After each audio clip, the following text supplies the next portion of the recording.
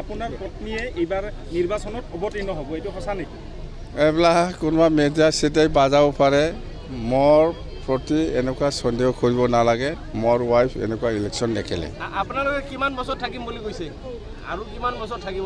কমত 15 বছৰ, আৰু ইয়াত বেছি হ'ব পাৰে, কিন্তু মিনিমাম 15 বছৰটো BPF দলে BTCত শাসন কৰিব। প্ৰমোদ বড়ো কি হয় নহয়, প্ৰমোদ বড়োক সুধিলে হয়।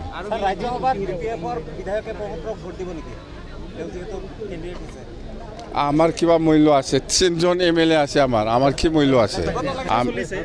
আপোনাৰ পত্নীয়ে এইবাৰ নিৰ্বাচনত অৱতীৰ্ণ হ'ব, এইটো সঁচা নেকি?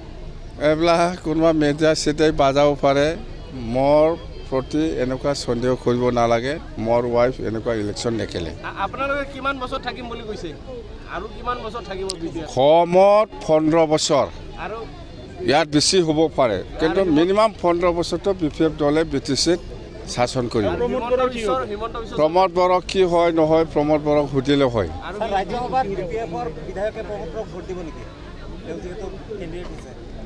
আমাৰ কিবা মূল্য আছে? 3জন MLA আছে আমাৰ কি মূল্য আছে?